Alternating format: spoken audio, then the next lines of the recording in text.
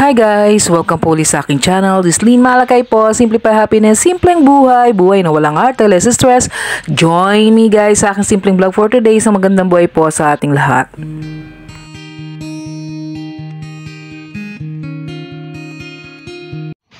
So, eto nga guys, welcome po ulit sa aking munting tahanan. So, nandito po ako sa aming 3rd floor. So, ayan yung aking mister ay lalagyan po ng 3D floor sticker yung ating hagdanan. So, sa mga nakakasubaybay po sa aking vlog, so ito nagpagawa nga po tayo ng ating 3rd floor. So, yun yung ating long span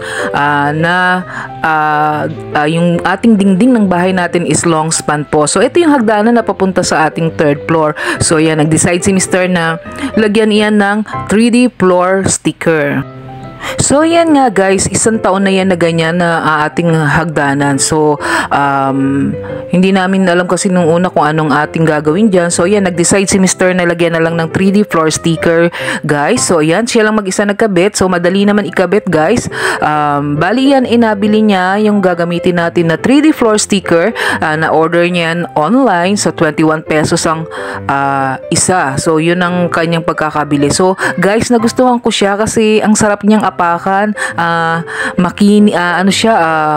makinis, masarap sa paa pag inaapakan siya. So, ayan, kanyang gagawin yan guys. At ayan, samahan nyo kami sa aming vlog. So, ganun naman tayo kapag medyo kapos tayo sa budget. So, syempre, doon tayo sa makakamura na pero maganda at maganda rin naman ang kanyang quality guys. So, hindi naman siya guys natatanggal kapag inapakan. So, maganda siya guys at gumanda talaga sa paningin. Hindi na siya masyadong masakit sa mata. So, yan yung ating buong hagdan nang hindi pa nalalagyan guys. So, ayan ang kanyang itsura. So, makikita nyo naman talaga nagkaroon ng transformation guys yung ating hagdanan. So, ayan. So, happy na naman ako kasi kahit paano ayan, na-improve yung ating hagdanan. So, mukhang magdidesisyon. Kasi itong ating 3rd floor guys is linoleum yung aking nilagay. So, sabi ko sa aking husband, parang gusto ko iyan na itong buong 3rd floor natin paganyan natin. So, sabi ni Mr.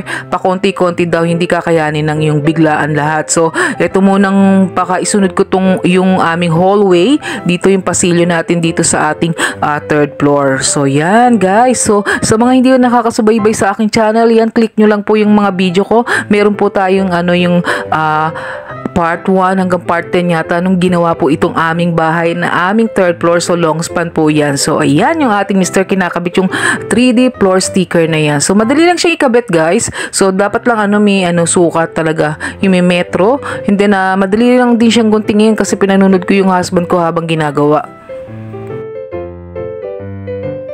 Medyo makapal din siya guys. Pag ginaapakan mo siya, mararamdaman mo naman siya guys. Hindi siya manipis. At gusto ko siya guys kasi talagang perfect for me. Maganda to. Pasok to sa budget guys. So ayan na yung ating hagdanan. So makikita nyo naman dati black. So yan. Talagang nag-improve talaga siya guys. So ayan na guys, na yung ating hagdanan. So ang ganda niya guys, sulit for me. Talagang makikita mo na talagang nagbago yung ating munting hagdanan. So yan, ganyan lang tayong mga nanay. So yung ating mga budget talagang binabudget natin talaga para yan naman kahit paano yan gumanda-ganda yung ating bahay sa pasok sa budget.